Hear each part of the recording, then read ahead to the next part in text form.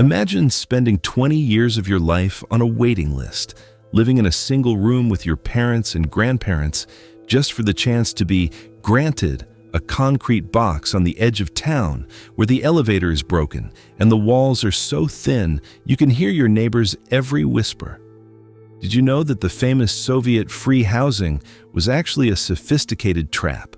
A system where the state owned your roof, your walls, and your privacy, while the American middle class was turning their homes into the greatest engine of personal wealth in history? Today, we are demolishing the propaganda of the socialist apartment to reveal the grim reality. How the U.S. created a nation of homeowners while the USSR created a nation of permanent tenants. Subscribe to the channel, hit that like button right now, and watch until the very end, because we're going to expose the secret architecture of surveillance, how Soviet buildings were intentionally designed to make privacy impossible and keep the entire population under the thumb of the KGB. The philosophy of the home was the ultimate dividing line between two civilizations, a clash between the private sanctuary and the state-owned cell that dictated the psychological health of an entire generation. And while the United States was fostering the suburban revolution, where a house was an extension of the individual's identity and a primary source of equity, the American 1980s were the peak of the own your piece of the earth dream. For an American, a house was a fortress, a place where the Fourth Amendment protected you from government intrusion, and where your labor was directly transformed into a tangible asset you could sell, trade, or pass on to your children. Across the Iron Curtain, housing was a tool of social engineering, a state-managed ration that was used to reward loyalty and punish dissent, turning the most basic human need into a leash. This fundamental difference between property as liberty and housing as a privilege is why the American suburbs became vibrant centers of family life, while the Soviet micro-districts became soul-crushing labyrinths of gray concrete, proving that when the state owns your home, it effectively owns your life. The contrast in The Path to a Home revealed the difference between a market that serves the person and a bureaucracy that manages a resource. In the U.S., the 1980s were the era of the modern mortgage, a transparent financial system that allowed a young couple to move into their own home with a small down payment and 30 years of predictable payments. The American path was built on credit and contract. In the USSR, the path was the queue, Ussr. For millions, the wait for a separate apartment lasted 15, 20, or even 30 years, forcing 3 generations to live on top of each other in communal flats, where a dozen strangers shared a single kitchen and a single bathroom. To jump the queue, you didn't work harder. You bribed the local housing committee, joined the party, or informed on your coworkers. The Soviet system replaced the financial mortgage with a moral mortgage, where you paid for your walls with your dignity and your silence, a difference that made the American home a reward for effort, and the Soviet apartment a reward for submission. The role of the communal flat, Communalka, and the death of privacy showed the true horror of the Soviet domestic experiment. In the U.S., the 1980s home was a masterpiece of specialized space, private bedrooms, master suites, and backyard fences designed to ensure that the family unit remained autonomous and secure. The American home was a private world. In the USSR, millions still lived in the lingering nightmare of the Communalka, where the state had physically abolished the concept of the private life. In these hellish apartments, every phone call was overheard, every visitor was scrutinized by the head of the flat, and the kitchen was a battlefield of petty resentments and state-encouraged spying. Even when a family finally got their own Panelka, the thin walls and the block committees ensured that the collective was always watching. This forced transparency wasn't a side effect of poor construction. It was a deliberate policy to prevent the formation of independent private thoughts that might challenge the regime, a difference that turned the American home into a nursery of freedom and the Soviet flat into a laboratory of paranoia. The contrast in maintenance, and the tragedy of the commons revealed which system could actually preserve what it built. In the US, the 1980s were a time of home improvement mania, where homeowners spent billions of dollars and millions of hours painting, gardening, and renovating because they owned the value of their labor. The American system was self-maintaining through pride of ownership. In the USSR, the state owned the buildings, which meant that in reality, no one owned them. Because a Soviet tenant couldn't sell their flat or profit from its upkeep, the public spaces, the hallways, the elevators, the playgrounds, devolved into zones of filth and decay. Stairwells reeked of urine, elevators were frequently broken for weeks, and the gray concrete facades crumbled under the weight of state neglect. The Soviet citizen focused only on the few square meters inside their door, treating the rest of the world as a hostile wasteland. This decay of the public square was the visual proof of a failed social contract, a difference that made the American neighborhood a source of community pride and the Soviet district a monument to collective indifference. The final layer of this first part is the furniture of desperation and the uniformity of life. In the US, the 1980s were an explosion of interior design choice, from high-tech modernism to cozy traditionalism, where the home was a canvas for personal expression and a market for a massive consumer goods industry. The American interior was unique. In the USSR, every apartment was a carbon copy of the next, from the wall unit, Stenka, that took 10 years to buy, to the same mass-produced carpets and the same uncomfortable sofas. The Soviet interior was a standardized life. This wasn't just a lack of goods, it was a psychological assault on individuality. When you walk into your neighbor's home and it looks exactly like your own, you are reminded that you are not a person, but a replaceable unit in a mass production line. The American home celebrated the self, while the Soviet home enforced the mass, a difference that ensured the American spirit remained creative and diverse, while the Soviet mind was slowly conditioned to accept the gray, the boring, and the identical as the only possible reality. The reality of the Soviet housing miracle was actually a rigid hierarchy of social control, where your proximity to the centers of power determined the quality of your air and the thickness of your walls. In the United States, the 1980s real estate market was a fluid, dynamic ocean where people moved an average of once every 7 years, following economic opportunity across the continent. The American system was built on the freedom of relocation. If you worked hard in Ohio, you could move to a penthouse in Dallas or a bungalow in Florida. In the USSR, you were a prisoner of your propiska, the mandatory residence permit.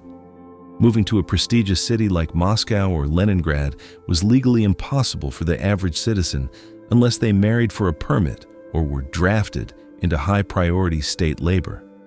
This geographic serfdom ensured that the Soviet population was anchored in place, forced to accept whatever crumbling concrete box the state assigned them, with no hope of escape. The American home was a vehicle for mobility. The Soviet flat was a biological anchor, a difference that made the US a nation of explorers and the USSR a nation of captives tied to their local bureaucracy.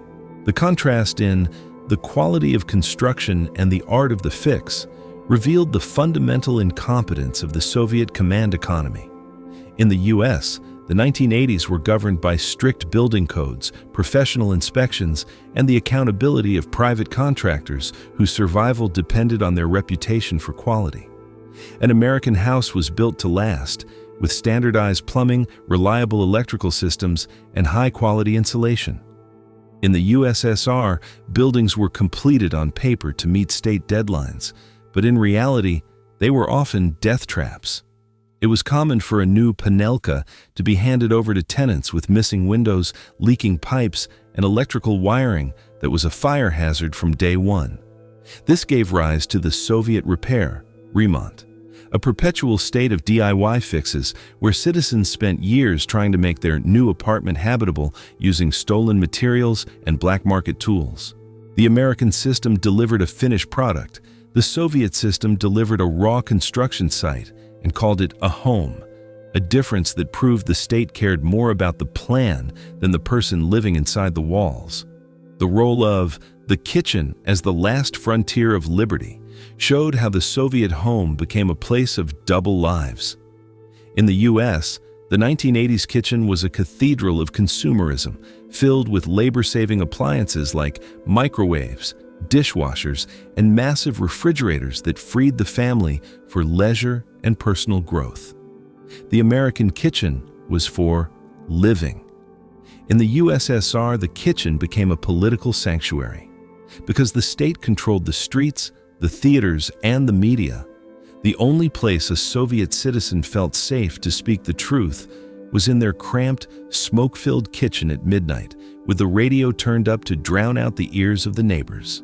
This kitchen culture was where the seeds of dissent were sown, a dark irony where the state's failure to provide privacy forced the people to create a secret, parallel world within their own four walls. The American kitchen was a symbol of abundance.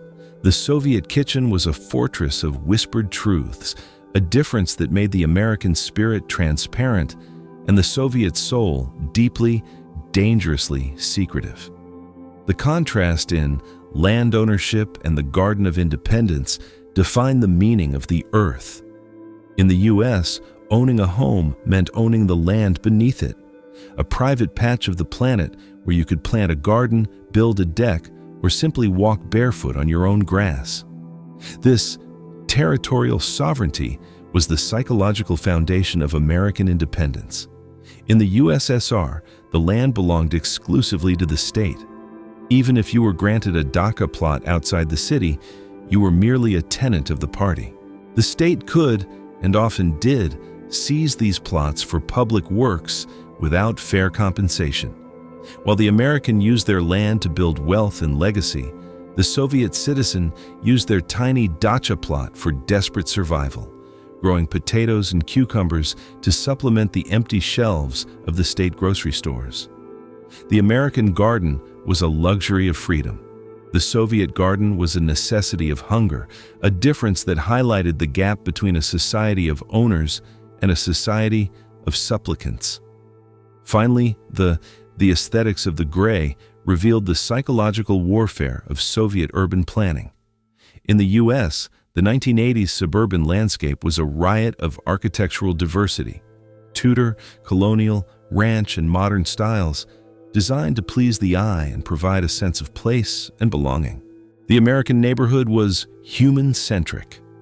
In the USSR, the micro-district was a sea of identical gray monoliths, vast concrete deserts where every street looked the same and every building was a number. This architectural nihilism was designed to crush the individual spirit, making the citizen feel small, replaceable, and insignificant compared to the massive power of the state. There were no cozy cafes, no boutiques, and no personality, just gray walls under a gray sky. The American suburb was a canvas for the self, while the Soviet district was a monument to the mass, a difference that ensured the American mind remained colorful and ambitious, while the Soviet spirit was slowly bleached of its vibrancy.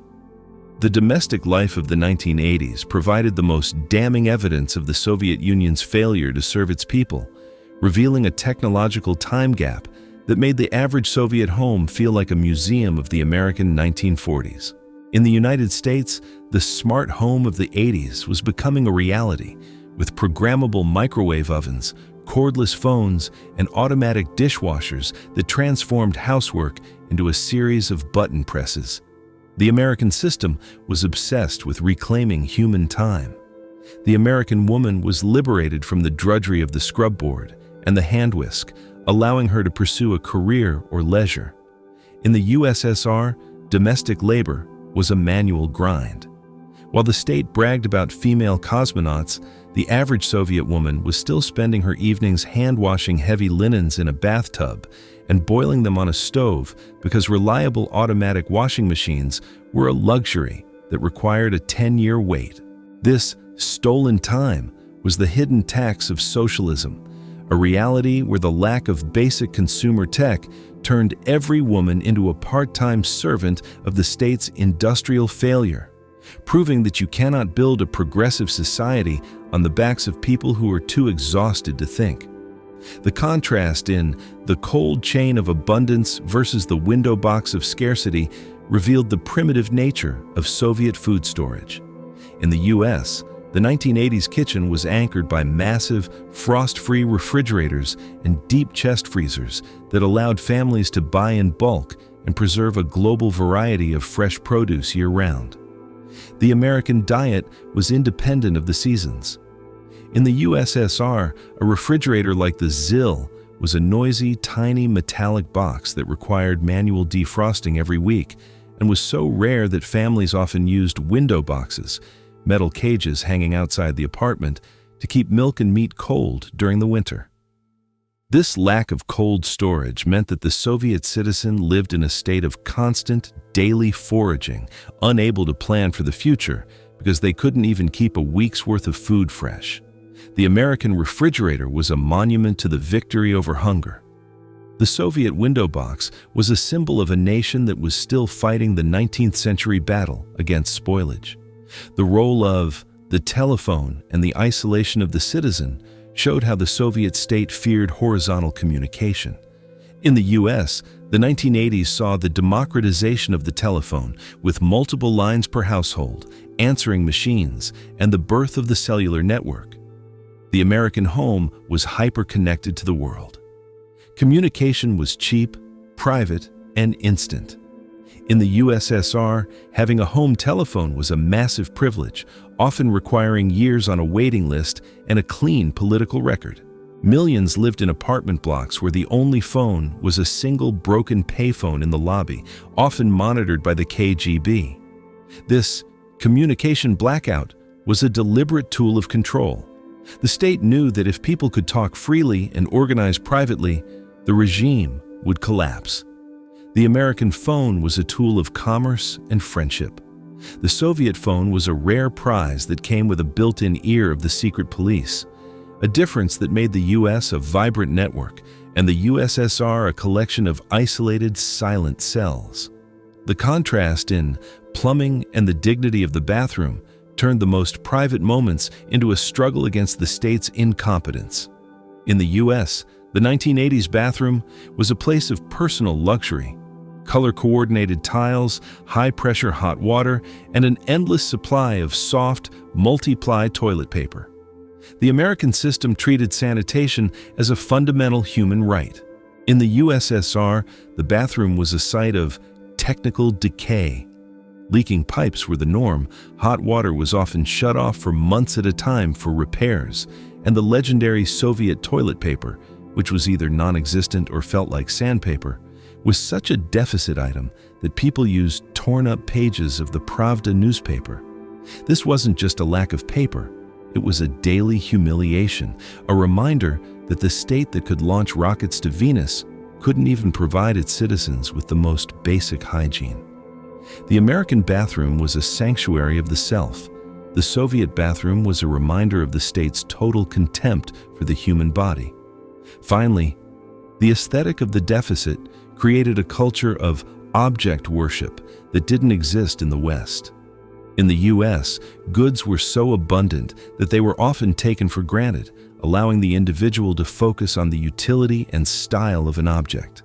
In the USSR, because every appliance, every piece of furniture, and every rug was a deficit item, the object became a god. A Western-made plastic bag or an empty Coca-Cola can was often displayed on a shelf as a piece of art, because it represented a world of quality that the Soviet system could never touch. This material fetishism was the ultimate irony of a Marxist state. By making everything scarce, the state made its citizens more obsessed with things than any American consumer ever was. The American used his tools to build a life. The Soviet citizen served his tools because he knew he could never replace them. A difference that ensured the American spirit remained focused on creation, while the Soviet mind was trapped in a cycle of desperate preservation. The architectural design of the Soviet micro-district was not merely a solution to a housing crisis, but a deliberate exercise in social atomization and psychological warfare. In the United States, the 1980s suburban development was built around the community hub, local parks, private shopping malls, and community centers where neighbors met as free individuals to build local social capital. The American system was designed for spontaneous interaction. In the USSR, the Panelka blocks were surrounded by no man's lands, vast, unlit, and muddy spaces that served no purpose other than to keep people apart. There were no cozy cafes on the corners and no private businesses to gather in, only state-run dining halls and red corners where every conversation was potentially recorded. This planned loneliness ensured that while people lived closer together than Americans, they were more isolated than ever, fearing their own neighbors as potential informants for the block committee. The American suburb was a fabric of trust. The Soviet district was a grid of suspicion. The contrast in security and the illusion of safety revealed who truly owned the fortress. In the U.S., the 1980s home was protected by the sacred right of property and a legal system that treated a home invasion as a violation of the highest order. The American home was a legal sanctuary. You owned your locks, and the state needed a warrant to cross your threshold. In the USSR, you didn't even own your front door. The keys to your apartment were often held by the ZHEK, housing office, or the Domcom, house committee. And public order officers could enter your private space at any time for sanitary inspections or political checks. This institutionalized trespassing meant that the Soviet citizen never truly felt safe, even behind closed doors. The state's eye was always on the keyhole, a difference that made the American home a place of rest and the Soviet flat a place of constant, low-level anxiety. The role of the elite ghetto provided the ultimate evidence of Soviet-class hypocrisy. In the U.S., while wealthy neighborhoods like Beverly Hills existed, the utility of the home, electricity, water pressure, and telephone service, was largely standardized across the middle class. The rich just had more rooms and better views. In the USSR, there was a biological divide. The party elite lived in special houses, Tchaikovsky Doma, built with high-quality brick, foreign-made plumbing, and thick walls that actually blocked sound. These buildings were invisible on maps and guarded by secret police, while the proletariat they supposedly represented lived in concrete boxes that shook when a truck drove by. This and apartheid of comfort proved that the Soviet state didn't hate luxury. It just hated luxury for you. While they preached socialist equality, they were importing Italian marble and German appliances for their private bunkers, making the Soviet apartment the ultimate symbol of a broken promise. The contrast in The Noise of the Collective showed the psychological toll of Soviet construction. In the U.S., building standards in the 1980s emphasized acoustic privacy, with drywall, insulation, and layout designs that ensured a family could have a private life without hearing their neighbor's television.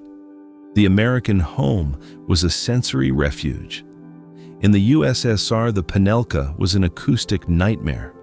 The walls were so thin and the vents so interconnected that you lived your life in a collective soundscape. You knew when your neighbor was arguing, when they were eating, and when they were using the toilet. This acoustic transparency was the final nail in the coffin of the individual's dignity, forcing everyone into a shared biological existence where nothing was truly your own. The American home allowed for the quiet of the soul. The Soviet home was a constant buzzing reminder that you were never alone and never truly free. Finally, the legacy of the concrete wound revealed which system built for the future. In the U.S., the 1980s housing stock became the foundation of family wealth, assets that appreciated and were passed down to build the next generation of the middle class. The American home was a time capsule of value. In the USSR, the Panelka was designed with a service life of only 25 to 50 years, built with low-grade materials meant to be temporary. As the 1980s drew to a close, these buildings began to crumble on a massive scale, leaving the post-Soviet generation with a legacy of vertical slums that were impossible to repair and dangerous to inhabit. The American dream built a future of equity. The Soviet plan built a future of ruins, a difference that ensured the American spirit had a solid foundation to grow on, while the Soviet spirit was left buried under the weight of its own decaying walls. The collapse of the Soviet Union was, in many ways, the final explosion of the housing lie, a moment when millions of people realized that their free apartments were not gifts from a benevolent state, but cells in a massive, decaying prison. In the United States, the 1980s concluded with a housing market that had created the wealthiest middle class in human history, proving that when you give a person the right to own their home, they will protect it, improve it, and use it as a foundation for their children's future. The American sanctuary of the self won the Cold War because it respected the basic human need for privacy, property, and personal expression. The Soviet concrete trap failed because it tried to turn the family home into a government department, a realization that when the state owns your walls, it eventually starts to close them in on you.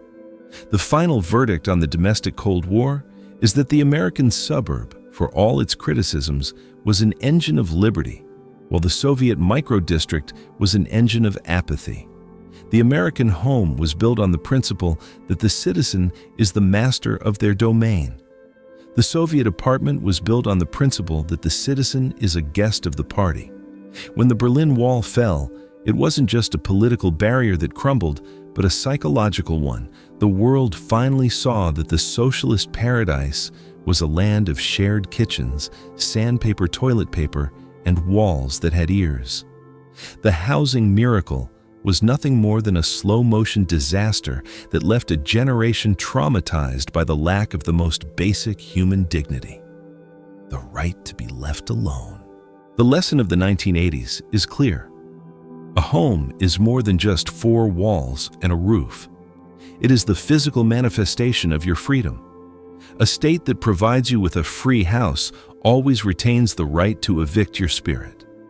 The American home remains a fortress of independence because it belongs to the person, not the plan. The Soviet apartment remains a ghost of a failed experiment because it treated humans like biological cargo to be stored in standardized boxes. As we look at the crumbling Panelkas today, we see the architectural scars of a system that forgot that a house without property rights is just a temporary shelter in a storm of tyranny. What do you think was the most soul-crushing part of Soviet housing? Was it the 20-year wait for a tiny flat, the constant surveillance of the block committee, or the absolute lack of basic privacy in a communal kitchen? Could you imagine living in a world where you couldn't even choose the color of your own wallpaper without feeling the weight of the collective? Share your thoughts in the comments below. Your voice is the ultimate proof that the walls of the socialist paradise have finally fallen. Don't forget to subscribe, like this video, and share it with those who still believe that free housing is worth the price of your freedom. See you in the next episode as we continue to tear down the myths of the Cold War.